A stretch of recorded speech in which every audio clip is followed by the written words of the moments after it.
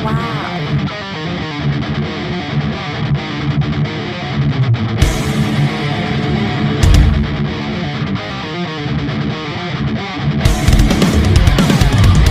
Ka-trooper, good news po hatid natin. Confirm at may una ng beneficiary na milyonaryo ang True HN. Tama po narinig nila. Isa pong Maharlika. Nagpatututuo nito. Salamat po sa Diyos, sa biyaya ipagkakaloob sa Maharlika. In the half of admin kami po nagpapasalamat sa mga nagtiwala at nanatili sa pamunuan ng True HN. Effort po ito ng aming founder, president at sa buong organisasyon, especially kay His Highness Majesty Angel Ferdinand Marcos. Antabayanan ang susunod na kaganapan.